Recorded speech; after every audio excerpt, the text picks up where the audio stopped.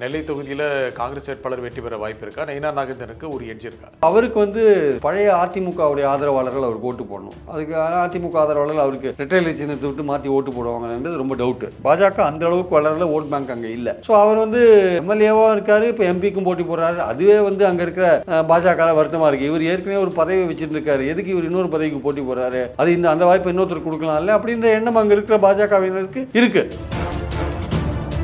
இவரை கவுக்கிறதுக்கு பாஜகலே வேலை செய்யறாங்க. இவருக்கு போற பணத்தை யாரோ காட்டி கொடுத்து அதை பிடிச்சி அது ஒரு பெரிய சர்ச்சையாக ஓடிட்டு இருக்கு. இவர் ஜெயிக்கூடாது. யார் காட்டி கொடுத்துருப்பாங்க? யாருமே ஜெயிக்கூடாது பாஜக. நான் மட்டும் தான் ஜெயிக்கணும்னு அண்ணாமலை நினைக்கிறார். ஆனால் அவரும் தோக்க போறாருன்றது அடுத்த விஷயம். நான் மட்டும் தான் ஜெயிக்கணும், மோடி அங்கே ஆட்சிக்கு வந்து என்ன மட்டும் தான் மந்திரி ஆக்கணும், வேற யாரும் ஜெயிச்சிடக்கூடாது பாஜக. அவர் இன்டைரக்டா பல வேலைகளை அண்ணாமலை செய்யறதா பாஜக தரப்புலேருந்து சில பேர் சொல்றாங்க. இந்த மாதிரினா ரொம்ப அதிகமான ஓட்டுகள் வித்தியாசத்தில் ராபர்ட் புரூஸ் ஜெயிக்கிறதுக்கான வாய்ப்புகள் இல்லை. குறைந்தபட்சம் ஒரு 50,000 ஓட்டு வித்தியாசத்தில் அவர் ஜெயிக்கிறதுக்கான வாய்ப்புகள் இருக்கின்றது, ஸ்டில் இருக்குன்றது தான் என்னுடைய கருத்து. க்ளோஸ் ஃபைட் சொல்றீங்க? க்ளோஸ் ஃபைட் தான். பட் நயினார் நாகேந்திரன் வெற்றி பெறதுக்கான வாய்ப்புகள் குறைஞ்சிட்டே வருது. 4 கோடி பிடிச்சதுக்கு அப்புறம் ரொம்ப குறைஞ்சு போச்சு. ரெண்டாவது யார் வருவாங்க? had it been Rama Srinivasan, Manik தாக்கூருக்கு போட்டி பலமாக இருந்திருக்கும். இப்போ தெலுங்கு பேசுகிற வாக்காளர்களையே விஜய் பிரபாகர்னு பிரிச்சுப்பாங்க, ராதிகாவும் பிரிச்சுப்பாங்க. கிட்டத்தட்ட 2 பேரும் நாயுடுன்ற அடிப்படையில் தான் அங்கே உள்ள இருக்காங்க. 2 பேரும் போட்டி போடுறாங்க, நமக்கான ஆதரவு கிடைக்கும்ட்டு. ஆனால் அங்கே இந்து நாடார்கள் அதிகமாக இருக்காங்க. அது சரத்குமார் எய்ம் பண்ணுறார். விருதுநகர் சுச்சுவேஷன் கிட்டத்தட்ட தமிழ்நாட்டில் உள்ள மற்ற தொகுதிகள்லாம் எப்படி திமுக அன்னைக்கு ஃபேவரபுளாக இருக்கோ, கிட்டத்தட்ட அதே மாதிரியான ஒரு ஃபேவரபுள் சுச்சுவேஷன் தான் மாணிக் தாக்கூர் இருக்கிறத நான் பார்க்குறேன்.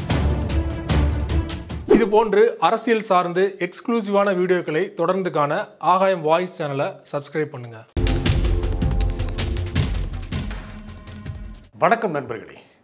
நெல்லை தொகுதியில் யாருக்கு முன்னிலை, விருதுநகர் யாருக்கு சாதகமாக இருக்கும், இதை பற்றி பேசுவதற்காக பத்திரிகையாளர் திரு பிரியன் இங்கே வந்திருக்கிறார். வணக்கம் திரு பிரியன். வணக்கம் சார்.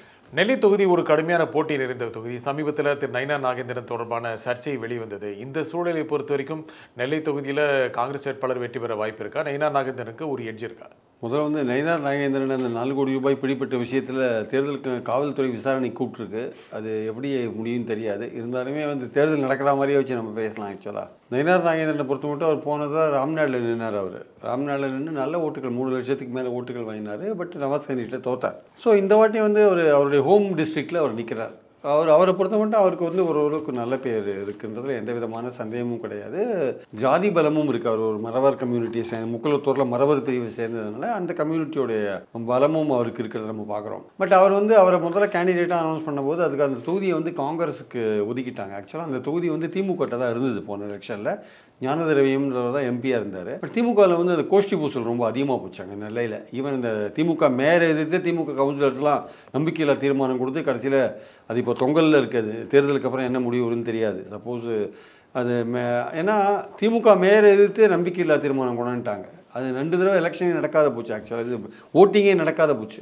ஸோ அங்கே திமுகவில் உட்கட்சி குழப்பம் ரொம்ப கடுமையாக இருந்தது. அதனால் ஸ்டாலின் பார்த்தாரு, சரி இந்த வாட்டி நமக்கு இந்த தொகுதி வேண்டாம், இதை காங்கிரஸுக்கு கொடுத்துடலாம் அப்படின்னு சொல்லிட்டு அவர் காங்கிரஸுக்கு கொடுத்துட்டார் தொகுதியை. ஸோ அதனால் காங்கிரஸ் என்ன பண்ணாங்க, கடைசி நேரத்தில் தான் அனௌன்ஸ் பண்ணாங்க கேண்டிடேட்டை. ஆக்சுவலாக ராபர்ட் புரூஸ்னு ஒருத்தர் அனௌன்ஸ் பண்ணிருக்காங்க. அவர் கன்னியாகுமரிக்காரர் அவர் ஆக்சுவலாக. ஸோ அதனால் அவருக்கான வாய்ப்புகள் இங்கே நயினார் நாகேந்திரனுக்கும் காங்கிரஸுக்குமான ஒரு போட்டி. ட்ரெடிஷ்னலாக நெல்லை மண் ஒரு காங்கிரஸ் மைண்டு உள்ளவங்க மண் தான், அதில் ஒன்றும் சந்தேகமே கிடையாது. இப்போ நயினார் நாகேந்திரன் இப்போ ஓரளவுக்கு பிஜேபி அங்கே காலை ஊன்றிருக்கலாம். இந்துத்துவா பிரச்சாரம் இருக்குல்ல, அது தென்காசி போன்ற பகுதிகளில் மைனாரிட்டிஸ் அதிகமாக இருக்காங்க இல்லையா, அந்த ஏரியாக்களில் அவங்க இவங்க தென்காசி தனி தொகுதி, நான் தென்காசின்னு சொல்லலை, அதை ஒட்டி இருக்கிற அந்த பகுதிகளில் ஓரளவுக்கு இந்த இந்துத்துவா பிரச்சாரம் வலிமையாக பாஜக செய்துட்டு வராங்க. திருநெல்வேலி டிஸ்ட்ரிக்ட்லேயே அவங்க செய்கிறாங்க. மேலப்பாளையம் போன்ற இடங்களில் திருமான்மையோர் இருக்கிற இடத்துல செய்கிறாங்க. அதனால் இந்துத்துவா ஓட் பேங்கை கொஞ்சம் ஓரளவுக்கு அங்கே வளர்த்து வச்சுருக்காங்க. ஆக்சுவல் திருநெல்வேலியில் இப்படி கன்னியாகுமரியில் ஆரம்பித்து பண்ணாங்களோ மண்டைக்காடு கலவரத்துக்கு அப்புறம், அதே மாதிரி திருநெல்வேலியில் மீனாட்சிபுரம் மத மாற்றத்துக்கு அப்புறம் ஓரளவுக்கு அந்த ஆர்எஸ்எஸ் எலிமெண்ட்ஸ்லாம் கொஞ்சம் வேலை செஞ்சு கொஞ்சம் இந்துத்துவா பிரச்சாரத்தை கட்டமைச்சாங்க அங்கே. ஸோ அது இப்போ நயினார் நாகேந்திரனுக்கு ஓரளவுக்கு உதவும். பட் நயினார் நாகேந்திரனுக்கு அது மட்டுமே உதவினாலாம் போகாது. அது ஒன்றும் பெரிய ஓட் பேங்க்லாம் கிடையாது ஆக்சுவலாக. ஸோ அவருக்கு பழைய அதிமுகவுடைய ஆதரவாளர்கள் அவருக்கு ஓட்டு போடணும். அதுக்கு அதிமுக ஆதரவாளர்கள் அவருக்கு ரெட்டை சின்னத்தை விட்டு மாற்றி ஓட்டு போடுவாங்கன்றது ரொம்ப டவுட்டு. பாஜக அந்த அளவுக்கு வளரல, ஓட் பேங்க் அங்கே இல்லை.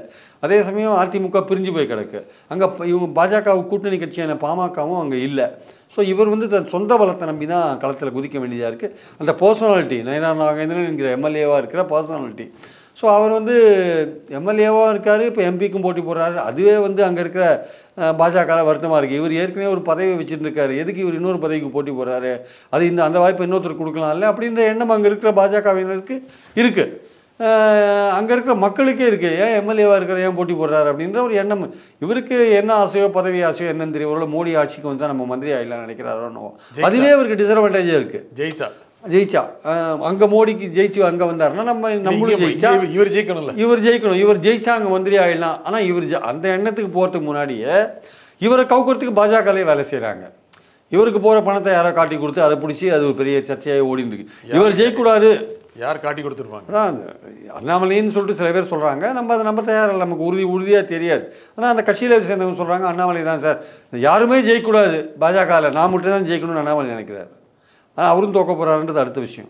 நான் மட்டும் தான் ஜெயிக்கணும், மோடி அங்கே ஆட்சிக்கு வந்தால் என்னை மட்டும்தான் மந்திரி ஆக்கணும், வேறு யாரும் ஜெயிச்சிடக்கூடாது பாஜகவில். அவர் இன்டெரக்டாக பல வேலைகளை வந்து அண்ணாமலை செய்கிறதா பாஜக தரப்புலேருந்து சில பேர் சொல்கிறாங்க. அது ஆனால் நயினார் எதிர்க்க இந்த விஷயங்கள் நடந்தது என்னென்னா, அவருடைய 4 கோடி ரூபாய் பிடிச்சிட்டாங்க. ஆனால் அதுக்கு முன்னாடியே பாஜகவில் முக்கியமான ஆட்களுக்கு போக வேண்டிய பணம்லாம் போயிடுச்சு. அது எந்தெந்த தொகுதியில் பாஜக போட்டி போடுறாங்களோ இல்லை பாஜக ஆதரவாளர்கள் போட்டி போடுறாங்களோ அந்தந்த தொகுதிக்கு பணத்தை வந்து அவங்க அமுச்சு விட்டாங்க. இவருக்கு மட்டும் பணம் பிடிபட்டுது. இப்போ இவர் பணத்தை எடுக்க முடியாது திண்டாடிட்டு இருக்கார். இவருக்கு என்கொயரி அது இதுன்னு போயிட்டுருக்கு. ஸோ இது அவருக்கு வந்து ஒரு கரும்புள்ளியாக மாறிடுச்சு. ஸோ அவருக்கு வந்து பாஜக கட்சி பலம் கிடையாது. அவருக்கு பழைய அதிமுகவினரும் யாரும் ஓட்டு போட மாட்டாங்க. ஜான்சி ராணி அதிமுக தரவாக நிற்கிறாங்க. அங்கே நாம் தமிழர் கேண்டிடேட் ஒருத்தரும் நிற்கிறாங்க. அதே மாதிரி இருக்கும்போது ராபர்ட் ப்ரூஸுக்கு வந்து இந்து நாடார் கிறிஸ்துவ நாடார் இந்த 2 நாடாரும் வேலை செய்வாங்க, ஓட்டும் போடுவாங்க. ஏன்னா நேராக மறவர்களுக்கு எதிராக இருக்காங்க. ஜாதியே முக்கியம்னு நான் சொல்லலை, காங்கிரஸ் மைண்ட் பீப்புள் அங்கே இருக்காங்க. ஸோ மறவர்களை நீங்கள் கன்சாலிடேட் பண்ணிங்கன்னா அங்கே இந்து நாடார்களும் கிறிஸ்துவ நாடார்களும் ஒன்றாகிறதுக்கான வாய்ப்பு இருக்குது. அது தவிர தேவேந்திர குல வேளாளர்கள் கொஞ்சம் இவங்களுக்கு பாஜகவுக்கு கொஞ்சம் ஓட்டு போடுவாங்க. அந்த 7 பிரிவும் ஒன்றாக்கினதுனால ஓரளவுக்கு ஓட்டு போடுறதுக்கான வாய்ப்பு இருக்குது. அவங்களும் வந்து திமுக ஆதரவாளர்களும் அதில் கிறிஸ்துவர்களாக மாறின தேவேந்திர குல வேளாளர்கள் நிறைய பேர் இருக்காங்க, ஆயிரக்கணக்கில் இருக்காங்க. அவங்களாம் பெரும்பாலும் வந்து திமுகவுக்கு தான் ஓட்டு போடுவாங்க. சிறுபான்மை மக்கள் கணிசமாக இருக்காங்க, முஸ்லீம்கள் கணிசமாக இருக்காங்க, இந்துக்கு நாடார்கள் கணிசமாக இருக்காங்க, கிறிஸ்துவ நாடார்கள் கணிசமாக இருக்காங்க, முஸ்லீம்கள் கணிசமாக இருக்காங்க, இந்து நாடார்களும் இருக்காங்க. ஸோ இந்த நாடார்கள் முஸ்லீம்கள் தேவேந்திர குல வேளாளர்கள் ஒரு பகுதி இந்த மாதிரியான ஓட்டு கன்சாலிடேஷன் இருக்குல்ல, இது வந்து அங்கே நெல்லையில் வந்து நல்லாவே அங்கே தெற்கு பகுதியில் கொஞ்சம் ஜாதி இன்ஃப்ளூயன்ஸ் கொஞ்சம் இருக்கும், கட்சி இன்ஃப்ளூயன்ஸும் கொஞ்சம் இருக்கும், ஜாதி இன்ஃப்ளூயன்ஸும் கொஞ்சம் இருக்கும். அதனால் இதெல்லாம் வந்து ராபர்ட் ப்ரூஸுக்கு ஆதரவாக ஒர்க் பண்ணுற ஒரு விஷயம். சமீபத்தில் பாளையங்கோட்டையில் வந்து ராகுல் காந்தி நடத்தின அந்த பொதுக்கூட்டம் வந்து அவருக்கு பெரிய அளவுக்கு வந்து அந்த எழுச்சியை வந்து அந்த காங்கிரஸ் எழுச்சியை வந்து அங்கே உண்டாக்கியிருக்கிறத நம்ம பார்க்குறோம்.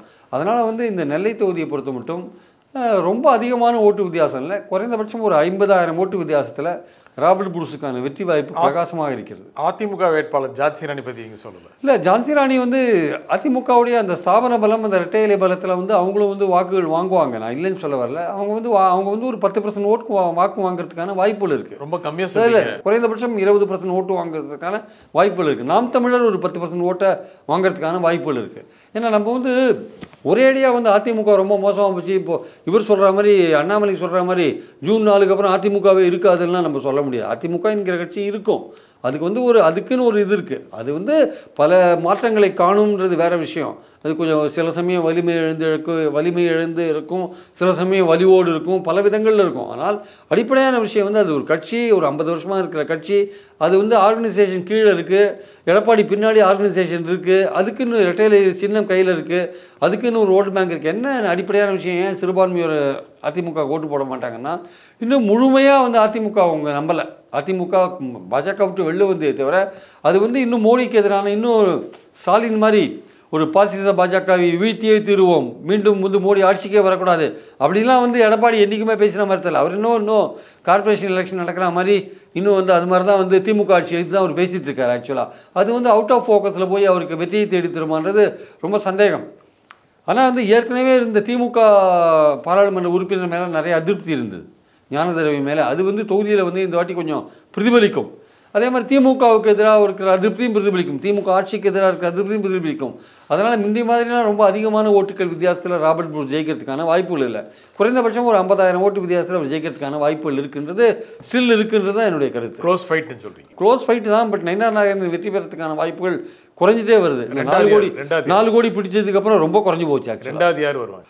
ரெண்டாவது நயினார் நாகேந்திரன் தான் வருவார். அதில் எந்த விதமான சந்தேகமும் இல்லை. மூணாவது வந்து ஜான்சி ராணி வருவாங்க. நாலாவது தான் நாம் தமிழர் வருவாங்க. அதில் எந்த சந்தேகமும் கிடையாது. விருதுநகர் முக்கியமான தொகுதி, முக்கியமாக அதிமுகவுடைய கூட்டணி வேட்பாளர், தேமுதிக வேட்பாளர் விஜய் பிரபாகரன் போடுகிறாரு. பாஜக ராதிகா சரத்குமார், காங்கிரஸுடைய வேட்பாளர் மாணிக் தாக்கூர். இந்த ஒரு முக்கியமான ஒரு போட்டியில் முன்னணியில் இருக்கிறது மாணிக் தாக்கூர் தானா? என கூட்டணி பலம் காரணமாக ராதிகா ஒரு பிரபலமான ஒரு முகமாக இருக்கிறதுனால ஒரு வாய்ப்பு இருக்கா? விஜய் பிரபாகரனும் பிரபலம் இல்லைன்னு சொல்ல முடியாது. ஏன்னா சமீபத்தில் விஜயகாந்த் மறைவுக்கு பிறகு அந்த கட்சி மேலே வாக்கு வருதோ இல்லையோ நிச்சயமாக ஒரு பச்சாதாபம் அதிகமாக இருக்குது விஜயகாந்த் மேலே. அது அவருக்கு உதவக்கூடிய வாய்ப்பு இருக்கா? இல்லை, இந்த ராதிகா அண்டு விஜய் பிரபாகரன் 2 பேரும் போட்டி போடுற அந்த விஷயம் இருக்கு இல்லையா, அவங்க 2 பேருமே வந்து ஓரளவுக்கு அந்த தெலுங்கு பேசுகிறவங்கள மனதில் வச்சு அங்கே சில குறிப்பிட்ட ஓட்டர்ஸ், கணிசமான ஓட் பேங்க் அங்கே ஓரளவுக்கு இருக்குது. ஸோ அந்த தெலுங்கு பேசுகிறவங்களோட ஓட்டுக்களை வாங்கலான்ற ரீதியில் தான் அவங்க வந்து அந்த கான்ஸ்டியூன்சியை வந்து தேர்ந்தெடுத்து நிற்கிறாங்க ஆக்சுவலாக. பட் விருதுநகரை பொறுத்த மட்டும் ஏற்கனவே அங்கே ராம சீனிவாசன் இப்போ மதுரையில் பாஜக சார்பாக நிற்கிறார். அவர் வந்து அங்கே ஏற்கனவே ட்ரை பண்ணி கொஞ்சம் பேஸ் ஒர்க்லாம் எப்படி ஏசி சண்முகம் வேலூரில் பேஸ் ஒர்க் பண்ணாரோ அதே மாதிரி இவரும் வந்து ஒரு 6-7 மாதமாக அங்கே ஒர்க் பண்ணி அங்கே இருக்கிற தேவேந்திர குல வேளாளர்களெல்லாம் வளைச்சி போட்டு, அசோசியேஷன்லாம் வளைச்சி போட்டு கொஞ்சம் ஓரளவுக்கு முக்கலத்தோரெல்லாம் கொஞ்சம் ஆதரவு சேர்த்து, அங்கே திருப்பரங்குன்றம் திருமங்கலம்லாம் கொஞ்சம் முக்கலத்தோரெலாம் இருக்காங்க. அதே மாதிரி நாடார்கள் கொஞ்சம் விருதுநகர் சாத்தூர் போன்ற பகுதிகளில் இருக்காங்க. கொஞ்சம் இவங்களும் இருக்காங்க, நாயுடுக்களும் தெலுங்கு பேசுகிறவங்களும் அந்த ஏரியாவில் நிறைய பேர் இருக்காங்க. ஸோ அதனால் அந்த மாதிரிலாம் வந்து ராமசீனிவாசன் ஒர்க் பண்ணார். ராமசீனிவாசன் ஒர்க் பண்ண சூழலில் தான் வந்து திடீர்னு ராதிகா சரத்குமார் கொண்டு கட்சியை அங்கே வச்ச உடனே இணைச்ச உடனே ஒரு சீட்டுக்காக கட்சியை இணைச்சிட்டார் அவர். எல்லோரும் ஒரு சீட்டு வாங்குவாங்க கட்சியை வச்சுட்டு. இவர் கட்சியை இணைச்சிட்டு ஒரு சீட்டு வாங்கினவர் வரலாற்றிலே முதல் தடவையாக சரத்குமார் தான் இருப்பார்னு நினைக்கிறேன். ஒரு சீட்டுக்காக கட்சியை வந்து இன்னொரு கட்சியோடு இணைத்திருக்காரு. அதில் கட்சியை இணைத்தது மட்டும் இல்லாமல் ராத்திரி 2 மணிக்கு அவருக்கு தோன்றிருக்கு கட்சியை இணைக்கணுன்ட்டு.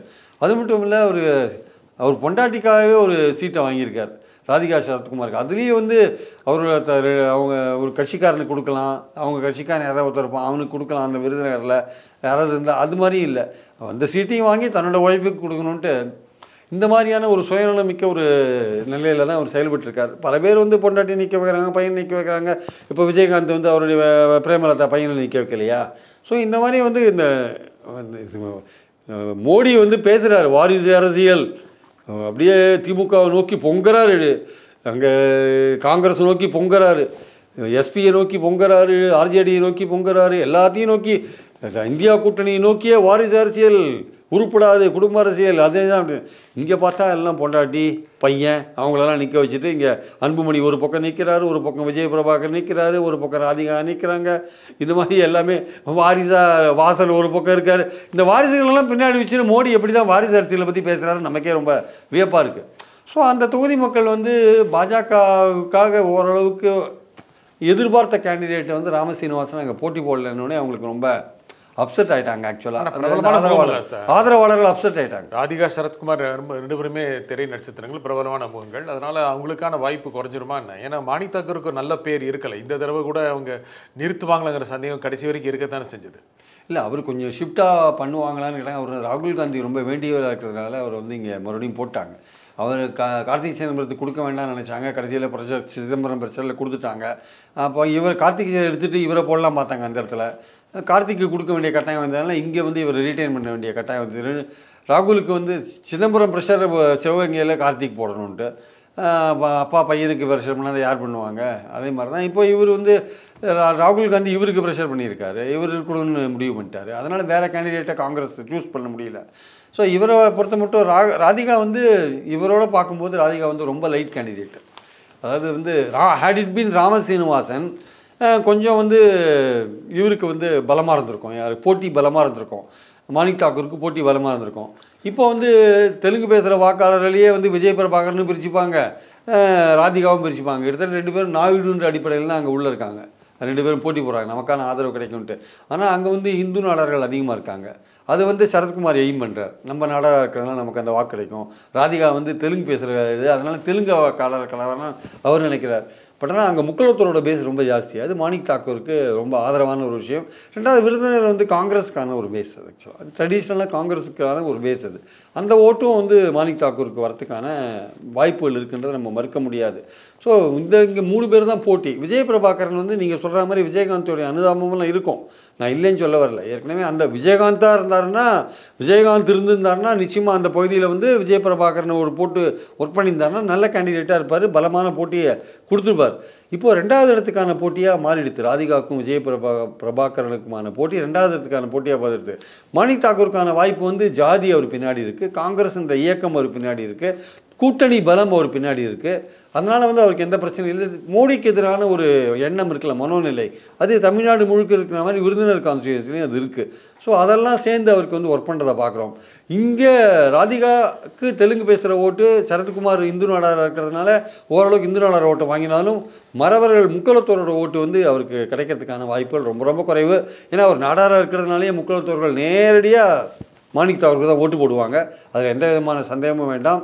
அது தவிர தலித்துகள் இருக்காங்க, தேவேந்திர குல வேளாளர் இருக்காங்க, அது தவிர வந்து சிறுபான்மையோர் இருக்காங்க. இவர்கள் எல்லோரும் ஓட்டுமே கிட்டத்தட்ட பெரும்பாலும் வந்து மாணிக் தாக்கூருக்கு விடுறதுக்கான வாய்ப்புகள் இருக்குது. நாம் தமிழர் ஒரு ரோல் ப்ளே பண்ணணும்னு நினைக்கிறீங்களா? நீங்கள் எல்லா தொகுதியிலையும் ஒரு 10-12 அவ்வளோதான். அந்த பர்சன்ட் அவங்களோட இது 8லேருந்து 12% உள்ள சார். இந்த வாட்டி அவங்க 7% இருக்காங்க. ஆவரேஜாக வந்து இந்த எலெக்ஷன் முடிஞ்ச பிறகு பார்த்தீங்கன்னா ஒரு 12%, 11-12% ஸ்டேட் வைடு அவங்க ஆவரேஜ் இருக்கிறதுக்கான வாய்ப்புகள் இருக்குது. அதே மாதிரி ஏடிஎம்கேயோட ஓட்டு பர்சன்டேஜ் 18லேருந்து 22% வரையும் இருக்கிறதுக்கான வாய்ப்பு இருக்குது. பாஜகவோட ஓட்டு பர்சன்டேஜ் வந்து ஒரு 14லேருந்து 18 வரையும் இருக்கிறதுக்கான வாய்ப்புகள் இருக்கிறத நான் பார்க்குறேன். ஸோ இவங்க 2 பேரும் ஒன்றா இருந்திருந்தாங்கன்னா பல தொகுதிகளில் வந்து அதிமுக பாஜக ஒன்றா இருந்து பழைய 2019 கூட்டணியை கட்டமைச்சிருந்தாங்கன்னா நிச்சயமாக ஒரு நல்ல வெற்றியை வந்து 6-7 தொகுதிகளை பெற்றிருக்கலாம். அந்த வாய்ப்பை இழந்துட்டாங்க. திமுகவுக்கு எதிரான ஓட்டு பிரியறதன் மூலமாக அந்த திமுக கூட்டணிக்கு எதிரான வாக்குகள் பெரியறதுனால இவங்களுக்கு திமுக கூட்டணிக்காரர்களுக்கு வெற்றி பெறது ரொம்ப ஈஸியாக இருக்குது. ஏதோ திமுக ரொம்ப மோசமாக இருக்குது, அங்கே ரோடு சரியில்லை, எங்கே ரோடு சரியில்லை, இங்கே வந்து வீடு கட்டி தரல, அங்கே வீடு கட்டி தரல, இங்கே அவங்களுக்கு பணம் வரல, இங்கே பணம் வரல அப்படின்ற பிரச்சாரத்தெல்லாம் இவங்க கொண்டு வரலாம். அதிருப்தி இருக்குது, மக்கள் கேள்வி கேட்குறாங்க, எல்லாம் கொண்டு வரலாம். அதனால் அல்டிமேட்லி வந்து ஓட்டை பார்க்கும்போது 1,13,00,000 பேருக்கு அவங்க வந்து கொடுத்துருக்காங்க, இது உரிமை தொகை கொடுத்துருக்காங்க. புதுமை பெண் திட்டத்தில் 4 லட்சம் பேருக்கு கொடுத்துருக்காங்க. 18 லட்சம் குழந்தைங்க பிரேக்ஃபாஸ்ட் சாப்பிட்றாங்க. அது தவிர வந்து திறன் மேம்பாடு, மக்களை தேடி மருத்துவம், அந்த மாதிரி பல விஷயங்கள் அவங்க கொண்டு போகிறாங்க. இலவச பேருந்து பயணம் வேறு கொண்டு போயிருக்காங்க. ஸோ இதெல்லாம் வந்து திமுகவுக்கு பெண்கள் வாக்குகளை கொண்டு சேர்க்குது ஆக்சுவலாக. ஸோ அதனால் ராதிகா என்ன தான் சித்தியாக இருந்தாலும், அது என்ன தான் பெரிய டிவி நடிகையாக இருந்தாலுமே வந்து அந்த முதல்ல அவங்க பிரச்சாரத்துக்கு போனபோது கூட்டமே கூடலை. ஆக்சுவலாக திருமுனை கூட்டம்லாம் போட்டபோது கூட்டமே கூடலை. இப்போ தான் ஓரளவுக்கு கூட்டத்தை சேர்க்குற முயற்சியில் அவங்க இறங்கியிருக்காங்க. ஏன்னா அங்கே இருக்கிற பாஜகவே இவங்களுக்கு ஆதரவாக ஒர்க் பண்ணலை. இவன்னா திடீர்னு இவரை கொண்டு போட்டாங்க அப்படின்னு பாதி பாஜகவினர் ராமசீனிவாசனுக்கு வேலை செய்யறதுக்காக மதுரைக்கு போயிட்டாங்க. அதனால் இவங்களுக்கு வந்து பெரிய அளவுக்கு அங்கே வந்து பாஜகவினர் ஒர்க் பண்ணலை. அதனால் இவங்களுக்கு ஆதரவாக வந்து பெரிய ஆட்கள் யாரும் வந்து அங்கே பேசவும் இல்லை. ராமசீனிவாசனுக்காக மதுரைக்கு வந்து அமித்ஷா விருதுநகருக்கு போகல, அங்கேயே தான் இருந்துட்டார். எல்லாத்தையும் ராமசீனிவாசனுக்காக தான் அவர் ரோட் ஷோ நடத்திட்டு அவர் போயிட்டார். அவர் ஆக்சுவலாக அவர் கோயம்புத்தூர் கூட போகல, அண்ணாமலையை பார்க்குறதுக்கு கூட போகல. ஸோ இந்த மாதிரிலாம் இருக்கும்போது இந்த விருதுநகர் சுச்சுவேஷன் வந்து கிட்டத்தட்ட தமிழ்நாட்டில் உள்ள மற்ற தொகுதிகள்லாம் எப்படி திமுக அன்னைக்கு ஃபேவரபுளாக இருக்கோ கிட்டத்தட்ட அதே மாதிரியான ஒரு ஃபேவரபுள் சுச்சுவேஷன் தான் மாணிக் தாக்கூர் இருக்கிறத நான் பார்க்குறேன். இந்த நிகழ்ச்சியில் உங்கள் கருத்துக்களை முன்வைத்தமைக்காக திரு பிரியன் மிக்க நன்றி. மீண்டும் ஒரு நிகழ்ச்சியை சந்திப்போம். நன்றி, வணக்கம்.